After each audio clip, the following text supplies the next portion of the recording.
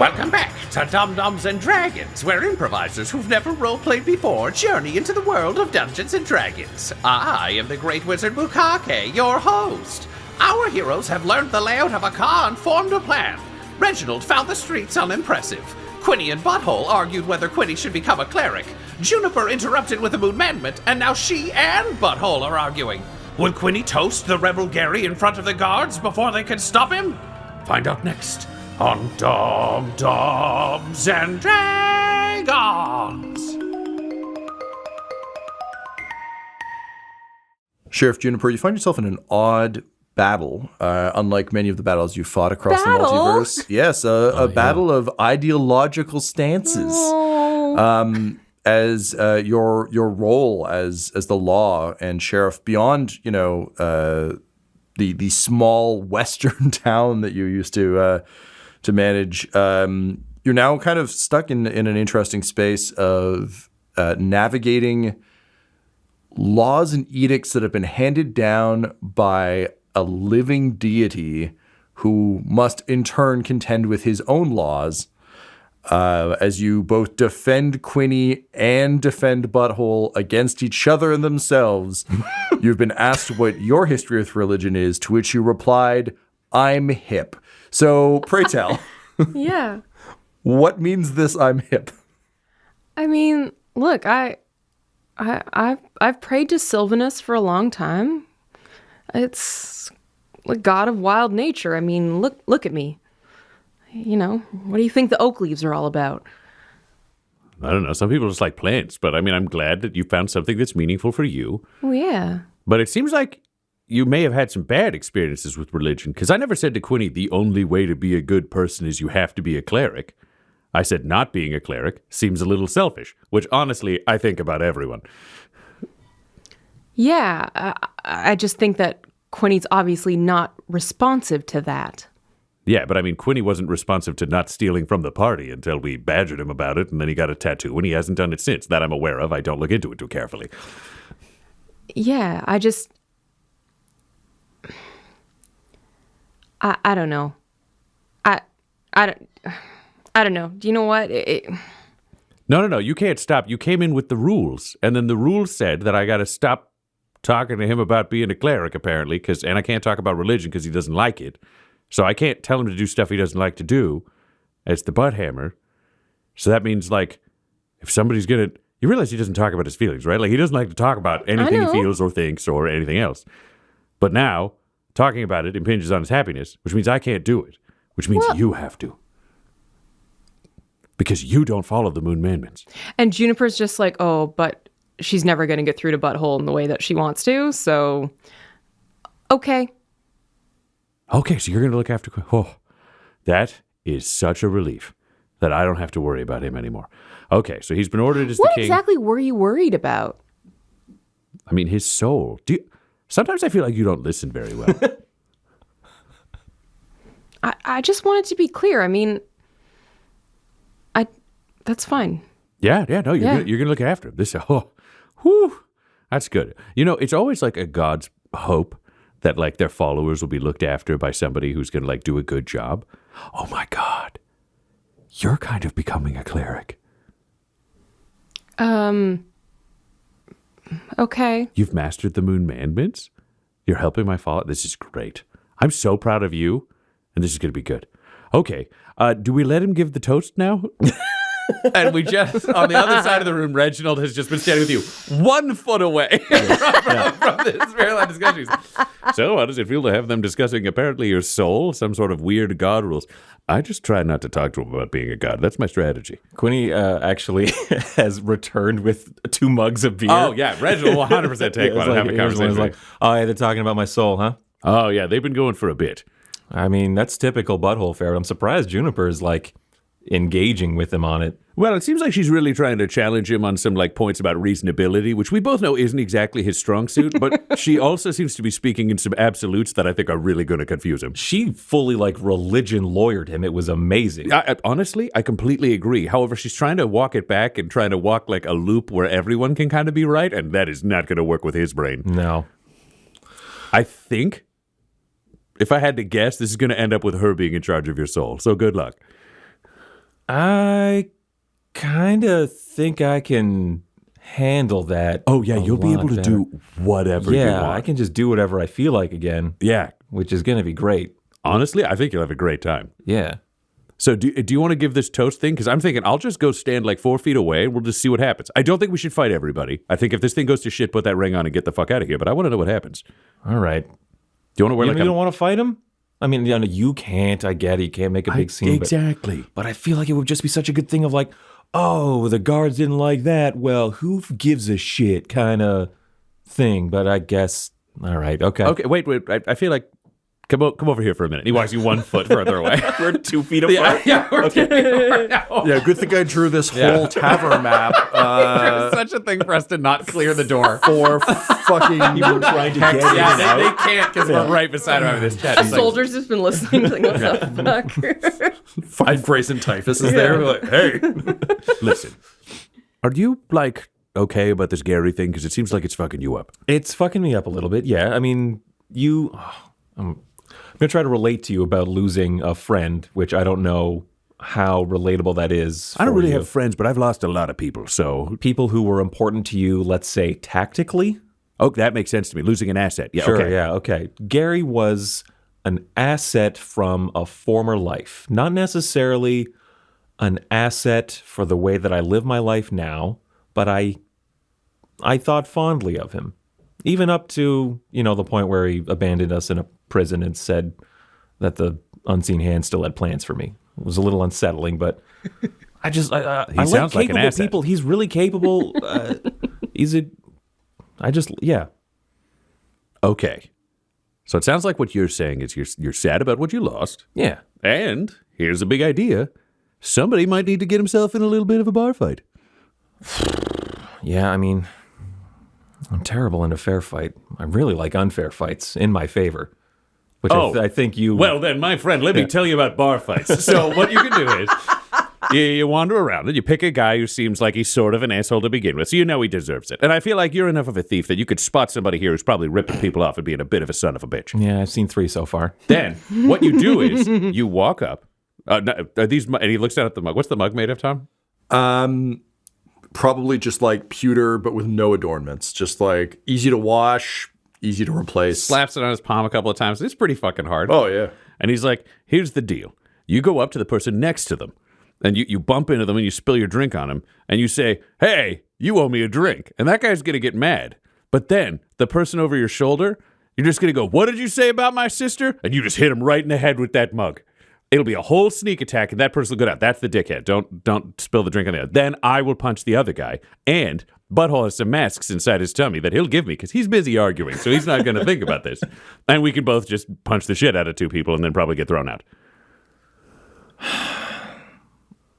I kind of really dig that, but I don't want to jeopardize the mission. I can deal with this Gary stuff on my own. I feel bad that I wasn't there for him. You know what I mean? He abandoned me, but doesn't mean it had to end that way for him. I wish I could have done more. So I wanted to do the toast thing. I also really do want to just fucking lay into someone. Okay, wait. I got a different idea. What if we go outside Yeah. and let's just say we wander the streets for a little bit Yeah. and we identify a necromancer who's clearly going to be a part of the problem. Okay. And they're going to think they're totally fucking safe because this is the middle of a cause. So no necromancer here is going to be like, got to keep my shields up. And then we just murder the ever-loving shit out of that necromancer. And well, now that does feel like it's helping me work through some Exactly. stuff, but also we're working towards our common goal. how's that corpse pile going to stay safe? Doesn't matter if the necromancer's fucking dead. Yeah. And who do you think killed Gary if Grayson Typhus did it? Death magic. Take another death magic user out of this fucking city. And who's going to have done it? I don't know. Let's just pin it on somebody. I got 3 people in mind. I look around at the assholes in the bar again. Fabulous. I mean, realistically, just figure out which one of these people in this bar is an absolute piece of shit who deserves to die. Steal something from them. We murder the necromancer. We plant it on him. They'll take that guy out. That's a twofer. Why are you fucking awesome right now? I don't get this. Oh, do you know what? Honestly, it's just like I thought this place was going to be so scary, and this is basically a carnival. Everyone here is a fucking joke. This is embarrassing. We got to stop the fucking horde from showing up. Do you want to know why? Because fucking like 20 people are going to be here and your whole world is going to get rolled over because this is pathetic. Well, I mean, I remember some of your horde friends in big air quotes. Yeah, they were. Yeah, we both barely murdered 2 guys. Yeah. They weren't even in charge. Also, I have lost a lot of people. I don't have a lot of friends. Maybe I made some friends, and if any of you died, it'd really fuck me up. Well, sorry, it's loud here in the bar. You only get that once. Fuck you. You have good ears. That's wow. That is wild. Okay, yeah, cool. I appreciate that. Not even gonna rub your face in it. That you're all right. Okay, cool. Let's go steal something so we can murder. Yeah, 1 second. All right, go ahead and roll me a sleight of hand. That's a 31 again. So Gollins is having like a pretty fantastic night, and things in Akkah are getting a little bit stale. And when you're part of the stealthy thief corps and your job is to like cut baggage trains and really sneak around behind enemy lines and fuck shit up. You feel really out of place when there are no enemy lines and the undead horde owns the world and you don't really have to do anything anymore. So, for some people, perhaps with 2 eyes, that means getting a common cold and being exiled to die alone in a warehouse. For others, like Gollins, it means plying your trade somewhere else. So one of the joyous things about Akkah being a relatively sheltered nation, aside from sort of the trade that comes through, is there are scams that a lot of folks here have just never encountered. The Gollins is really having a time with. And for as much as Reginald has just described this whole place as like a shitty carnival with, like children who don't know what they're doing, that is the kind of scam Gollins is running. For you to watch this, like the scamps that you met in that pub a while ago, much better at thieving than this like bad shell game he's playing. That said, he is very successful at it. So he's having a great time. And he has earned... just a number of gold coins that seem to have been restamped. And as you approach, you hear him referring to them as credits, which just sets off a little warning in the back of your head around how you remember Alan and Declan in Honor System describing their time in 2099. And sure enough, looking closer at what he's winning, the gold coins appear to have been stamped flat, and the edges cut off to become little rectangles. And they seem to have been reshaped. And Gollins is fucking racking these in, and wonder and disappointment around the table as this is happening, which also frustrates you because no one should be as impressed by this thieving as these rubes are. What do you steal? Something quintessentially Gollins. Does Gollin have any kind of...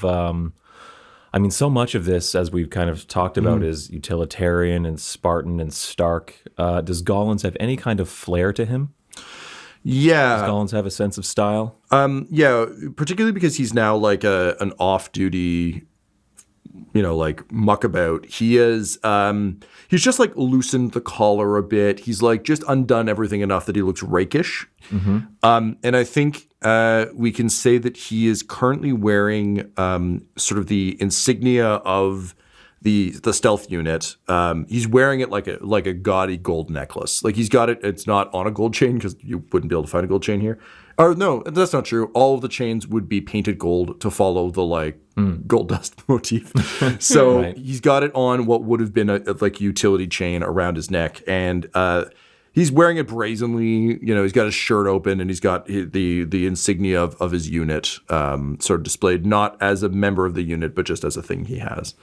Yeah, let's go for that then. Yeah, I'll do a little bit of a Indiana Jones switch kind of thing. I'll just grab like an ashtray and see if I can't have the same sensation of that weight. Well, with like a 30-something, his you chest. sure can.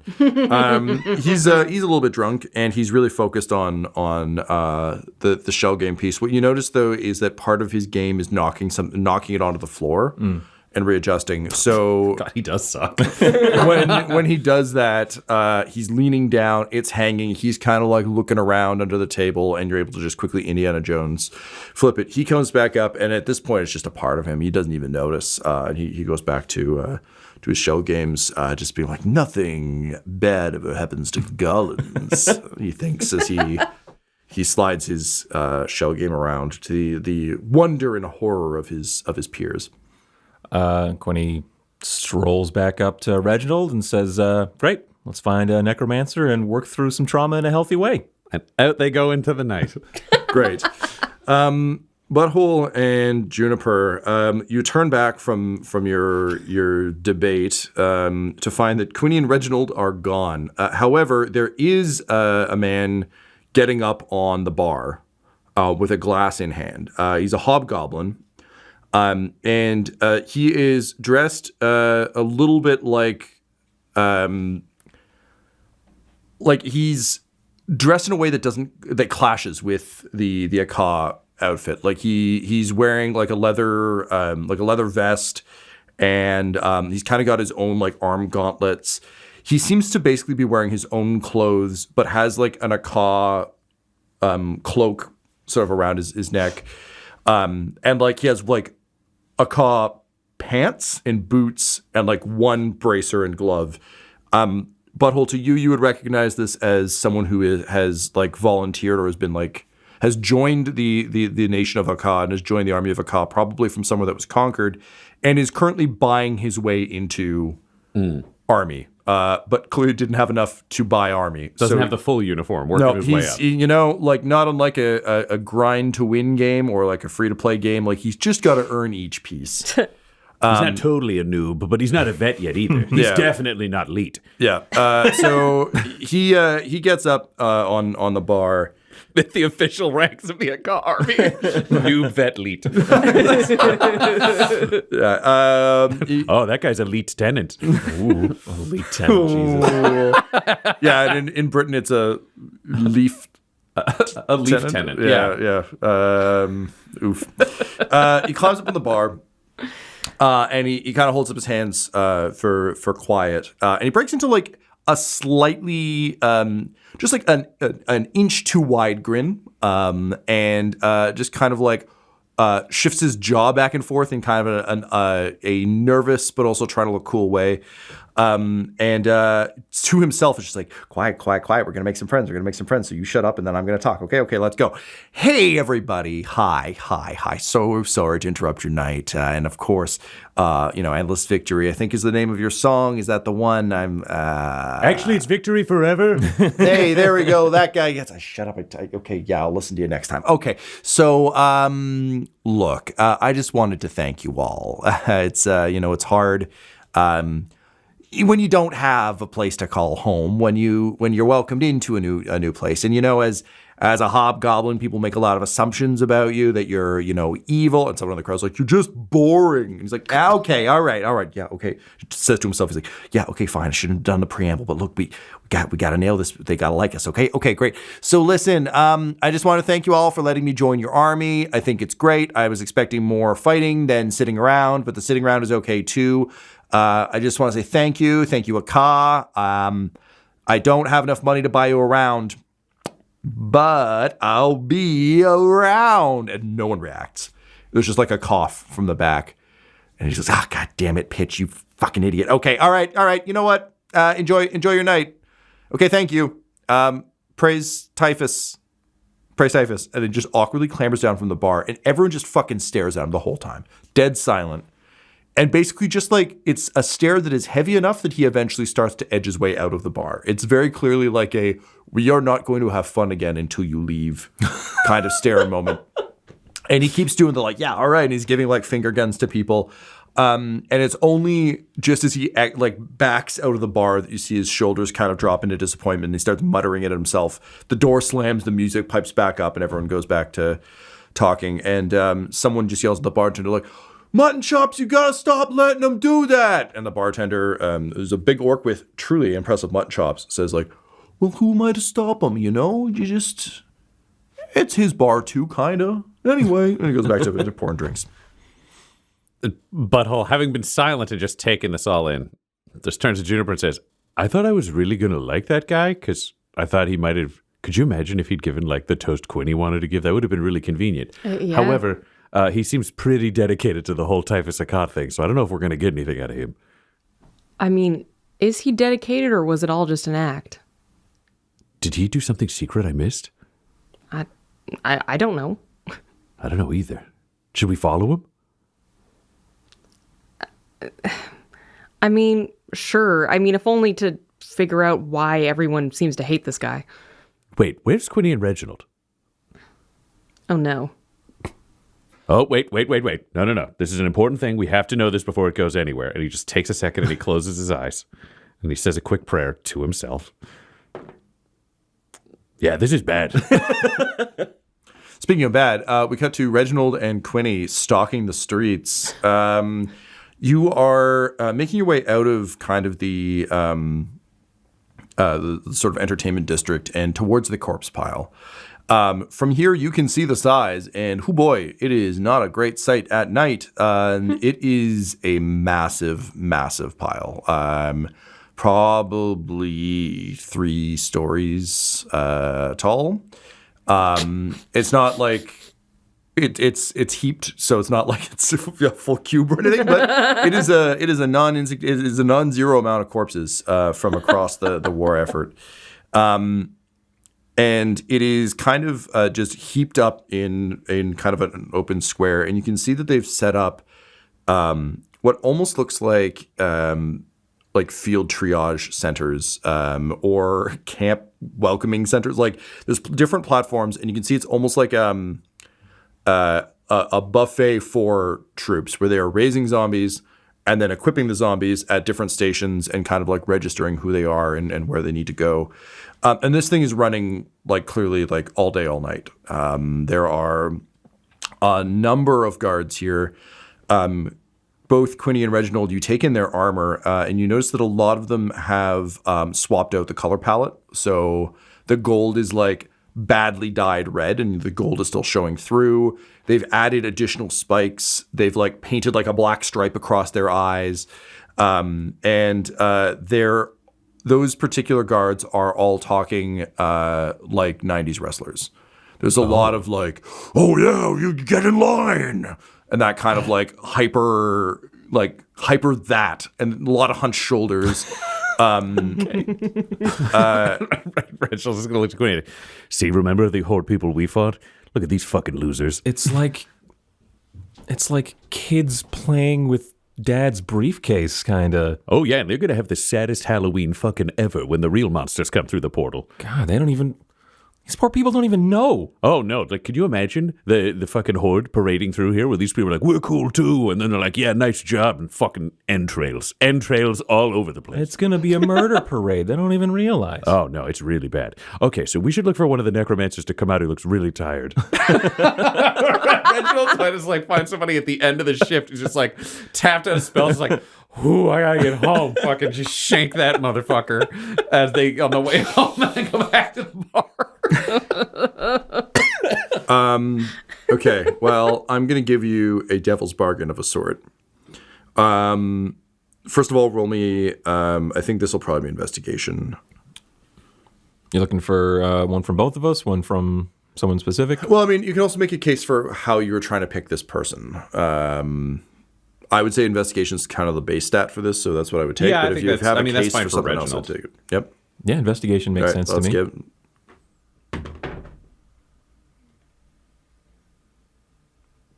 22. Reginald gets a 13. Okay. So your devil's bargain is this. There are 2 very viable necromantic targets for you.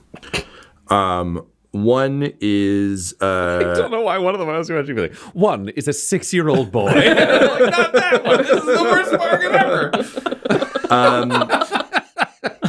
one of them looks like a tired Jerry Orbach type. So just like real hangdog expression. Jerry Orbach.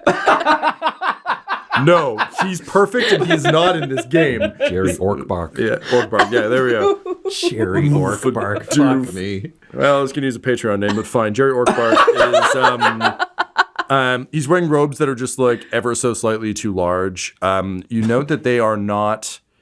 There's like the gold of Akkah in trim, just kind of on the edges, but otherwise it's black with the insignia of the Typhus Corporation stitched into it, which feels really weird. I mean, none of you have seen it, I don't think, beyond like maybe glimpses through time portals and shit. But for us, the listeners, viewers, and players, it's someone trying to reproduce a mechanically designed or like a mechanically sewn logo by hand.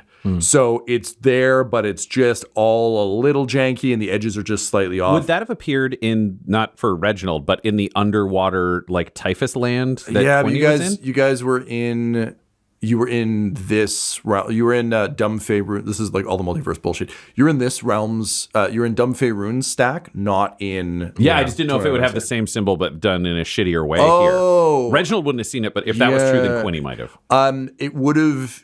It would have been a different logo for this realm's Grace and Typhus. It would have been similar, but I think like I think you could identify it as Grace and Typhus's corporate logo. I just don't think you would have the same visceral reaction of like, I'm specifically thinking of like knockoff sports gear where it's like the logo, the embossed 3D logos are always like laser stitched or whatever, and then if you just try and do it on your own, it just looks like a weird quilting exercise.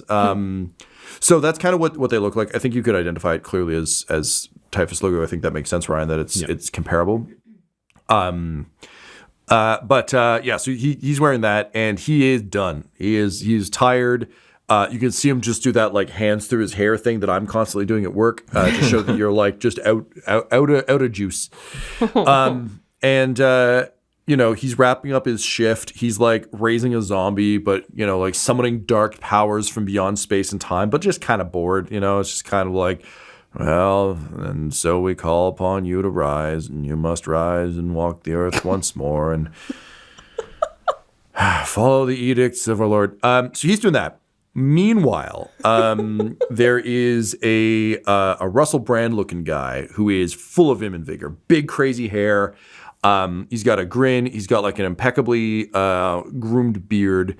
And he's got bangles, just bangles up and down the arms, wearing, same robe. He throws his arms out over a series of zombies and he says, Morbula Scorblius the Eighth summons you to life, for it is Morbin time. And he snaps his fingers and 5 zombies shuffle up. And he sends them along, and he does that fucking like thank you thing to like the other necromancers and guards, none of whom acknowledge him, except for a couple of the dark spikes who are like, cool, because they don't know what one to think about. Sweet summer children. Truly. So they applaud in the most grimdark way they can imagine. So here's the challenge. You have Jerry Orcbark, who is tired. And is raising a single zombie and is a very easy mark. Or you have Morbula Scorblius the Eighth, who is clearly a better necromancer, is not tired, but is also yelling it's Morbin time and raising more zombies. Who do you pick? To be clear, we are waiting in either case for them to be alone? Either way, yeah, like for Morbula, it would probably be like he goes to the bathroom or something and is like walking back, feeling jaunty. I just wanted to make sure that our options weren't like tired old man in a corner doing this by himself and like guy in front of a crowd. We're like, no. And I'm like, I don't want to kill that one. That's fucking dumb. Yeah, do you want to go full loud or partial loud? It's like, do you want a silencer or a rocket launcher? No. You feel like you can get Morbula, sorry. I misread the thing. He's going to be Morblia. Fuck it. You can get Morblia at some point. It'll just be harder, but the benefit is probably larger. Or you can get the easy target and have less benefit. Reginald's just got to let Quinny make the call. He's here for Quinny. Oh, man. This is why it's a devil's bargain. The stakes are low, but are they? God. One guy is so easy. Why wouldn't we just do both? Oh, man. You can try. I think... I think Quinny would go for the easy mark. Because it's the two, like that guy's he's going to get it at some point. He's going to morb for the last time. You know what I'm saying? He will sleep no more. That's right. But it's just the two of us. We can't make a big scene. There's more ways it could go wrong. Like Quinny this is overall a rebellious kind of bad choice, but you can have some sense while you still do this kind of thing. So yeah, he's going to go for the one that is easier and get back to the group and just move on instead of potentially making problems for everyone. Okay. Yeah. So as to the echoing sounds of Morbin time, knock knock, who's there? Morbin time. You follow an old man down an alley as Jerry Orcbark just kind of shuffles away. You know, he waves to someone. He's like, "All right, Gorval, see you next week." And he just keeps, like making his way down the side road. And as he's walking, he just like takes out a pipe and he goes to light it. And the match blows out immediately and his matchbook is empty and he just tosses it over his shoulder and like puts the pipe away with a sigh. You begin to tail him. Go ahead and roll stealth check, please. I only rolled a 7. I was gonna say It's a 22. if there's a little fuck me. Son of a bitch. if they're a little bit of ways, Reginald would actually approach to try to like get this old guy to think he's harmless because he can offer him a light off his hammer for the pipe. Oh, hey, all right, sure. And then Quinny can sneak up and just fucking shank this motherfucker. I'm harmless. Laid off this flaming hammer. I'm harmless. It's an Akkah. Yeah, okay. Okay, yeah. Hello, old friend. Obviously, you're another. Sorry, you need a light? Here, have my recently fired gun. Like this. Oh, I love it. Really, it's more of a loaded gun in this metaphor, but. Hello, old friend. Saw you were out of matches there, and I've got this flaming hammer that I got from my service for this great nation. Can I offer you a light? Give me deception at advantage.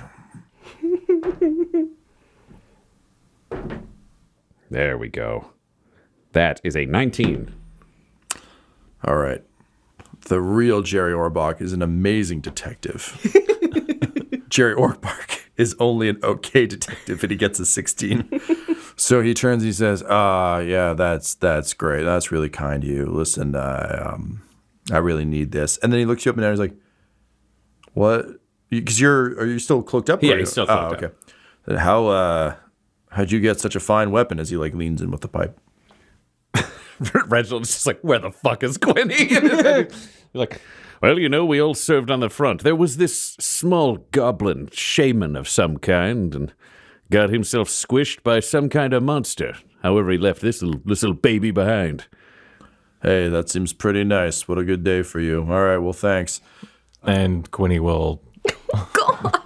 will backstab, yeah. All right, go ahead and roll. Roll to attack, yeah? Mm-hmm. Is there advantage or just a straight roll? Oh, there's advantage, okay. Yeah. It's just. I was going to say, the moment the knife appears, it's just hammer to face. God.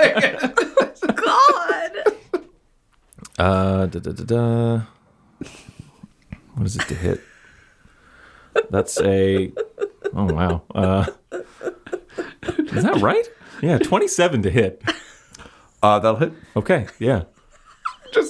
I'm dying because I'm just imagining Juniper being like, you just let him do what he wants and he's going to make good moral choices. He doesn't need religion. He's out there fucking just stabbing an old man to death because the other person might have put the mission at risk. By taking this job, Juniper put fucking Reginald in charge of Quinny's morals. Oh, gosh. Look at all that.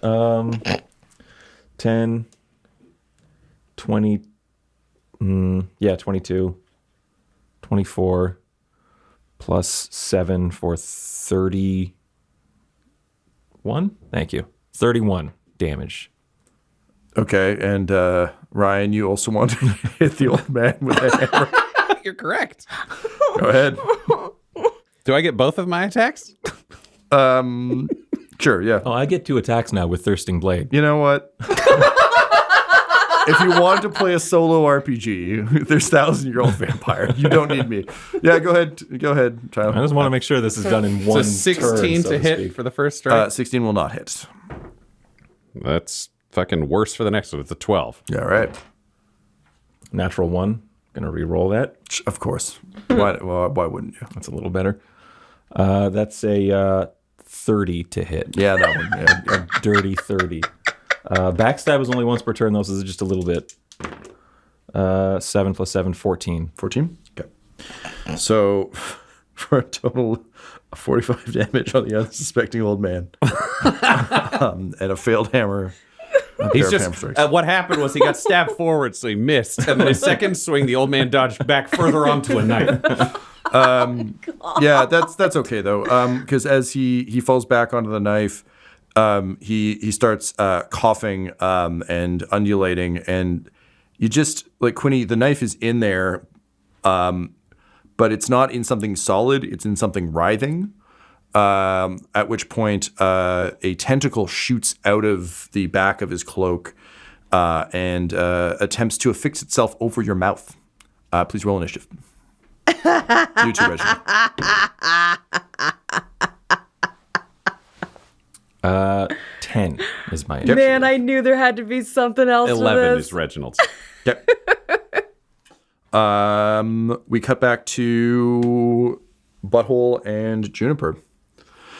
You realized that Quinny is gone, but at least he has a sound moral guide in, oh no, it's Reginald. So surely they're off doing good somewhere. However, Pitch has just given an odd toast and has been shunned out of the bar. You're not sure if he did anything to warrant that, but he is of interest to you. What do you do? Okay, Juniper, I prayed.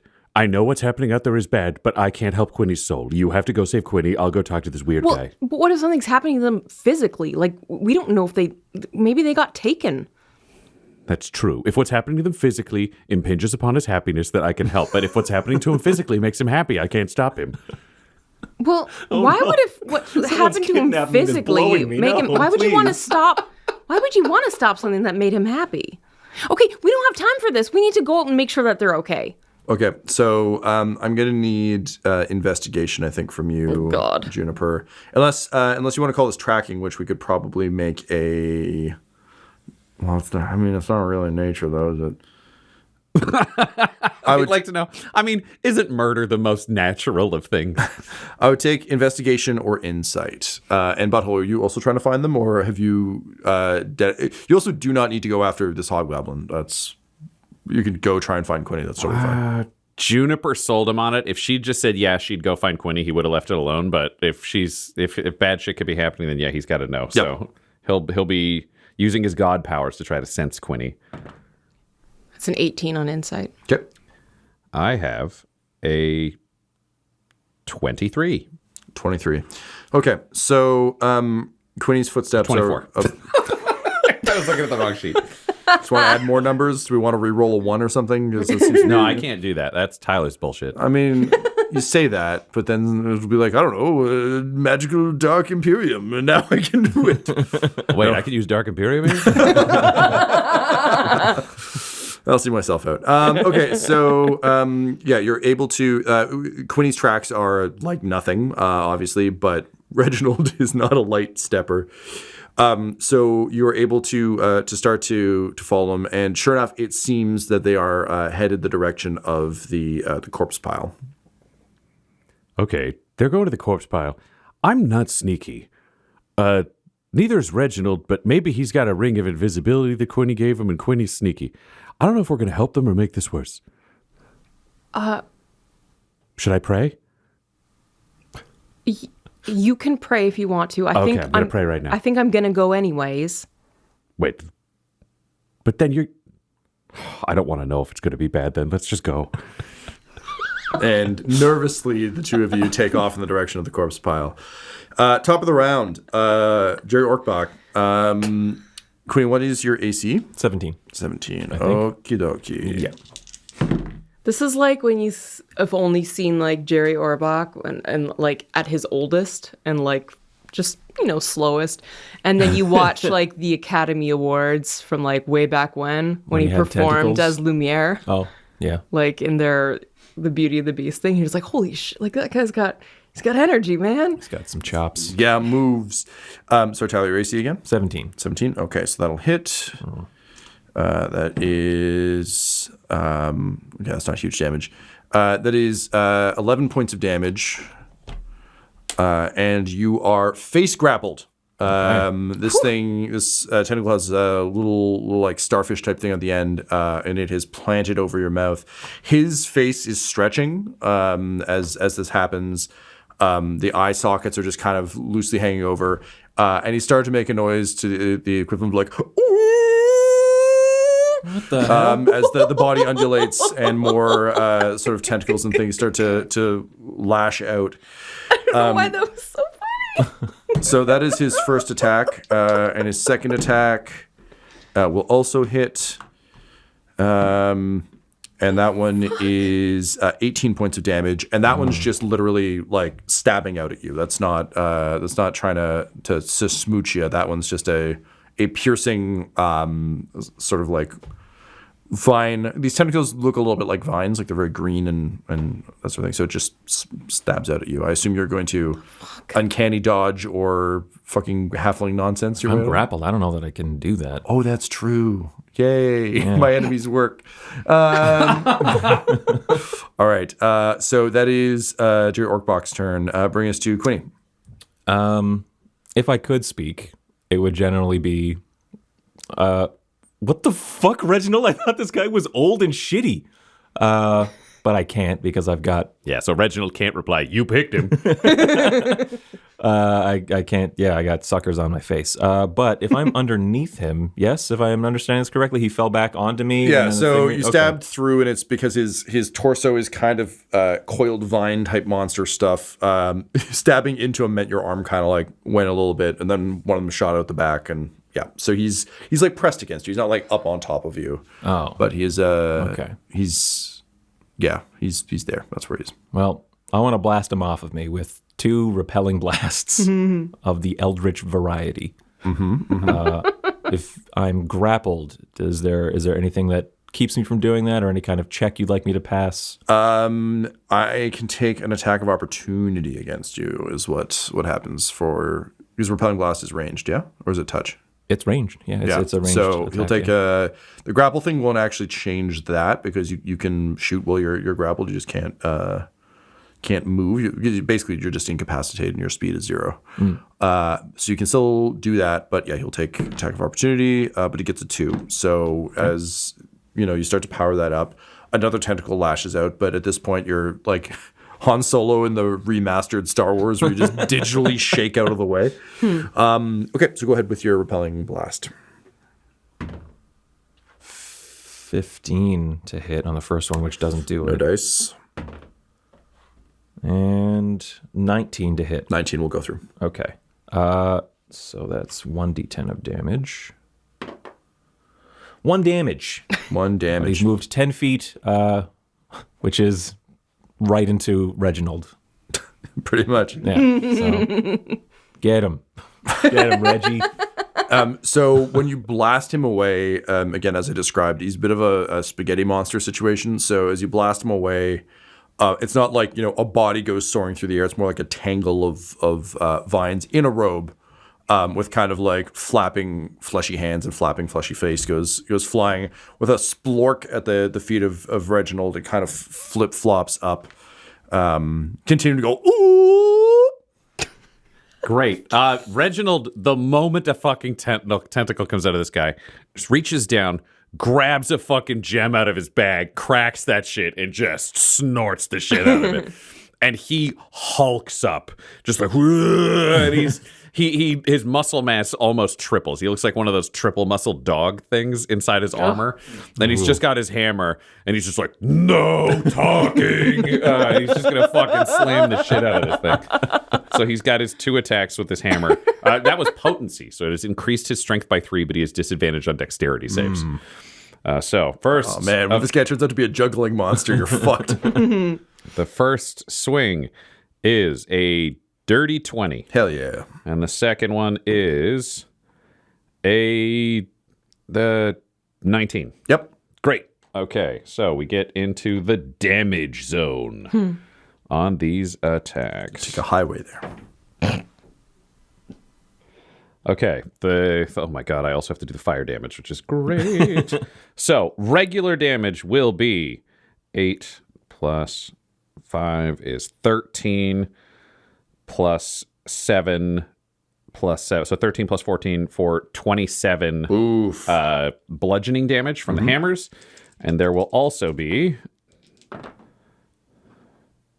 9 fire damage from the flames. All right. Tell me how the tentacle monster dies. The tentacle monster falls to the floor in front of him. He says, no talking. And then it's just one thing up. And you see it like writhing, and it's got its clever little plans to try to avoid a blade. And then it's just, bam, half a torso goes to mush. It's like watching like peas shoot out of a pod. And then on the other side, he raises it up again and just smashes it down. And he's so strong that you see a dent appear in the stones underneath. And you just see this whole thing is just a green liquid in a Jerry Orcbark outfit. Like there's just clothing and smush. Yeah. And it's sprayed out like when you see like a paint balloon hit the ground all around it. And then he's just standing over it with his hammer. And he's like, we should leave. Yeah, Quinny pulls the tentacle that had been like blasted off, but still stuck to his face, pulls it off of his face, spits on the corpse and says, for Gary, let's get the fuck out of here. This episode of Dum-Dums and Dragons features the voices of Ryan LaPlante at the Ryan LaPlante on Twitter, Tyler Hewitt at Tyler_Hewitt on Twitter, Laura Hamstra at EL Hamstring on Twitter, and our DM Tom McGee at McGeeTD on Twitter. This episode's sound was edited and mixed by Laura Hamstra, and Dum-Dums and Dragons artwork is by Del Borovic, who can be found at delborovic.com. Our theme songs are And Now for That Massive Coronary and Skipping Through the Orchestra Pit Part 1 by Peter Gresser, and our ad music is No Control and Chiefs by Jazzar, JAHZZAR, all available at freemusicarchive.org. When it comes to Dum-Dums and Dice, you can visit our website at dumdumdice.com. Our Twitter and Instagram are at dumdumdice, and on Facebook at facebook.com/dumdumdice. But most importantly, we've got merchandise at redbubble.com/people/dumdumdice, or you can join our Patreon at patreon.com/dumdumdice. That's DUMBDUMBDICE. And tune in next week for more Dum-Dums and Dragons. Dum-Dums and Dice has to give a special thank you to the supreme beings of our Patreon at this time. The Half-Blind Prophet, Christopher Little, Sue One, George Dolby, Richard Cranium, Gavin and Abby McDonald, Logan, Fire Unfriendly, Grandma Likes D&D, Alan, Stabby Stranger, Glitch Trick, Flynn1138, Alarain Okapi, OMG It's Big Nick, D&D and Things, Schrodinger's Pepper, Guy Edwards, Flea Unit, Madre de Gatos, Lady Maiden, Melissa Rain, Nithrian, Garbo Ape, Locke, Sam Schaefer, Waffle Marine, Dagger Rain, Rob L., Dia De Los Hoodless, and Jill and Noel LaPlante. If you want your name to be added to this list, you can join our Patreon too at patreon.com/dumdumdice. Thanks to them, and a little bit of thanks to you.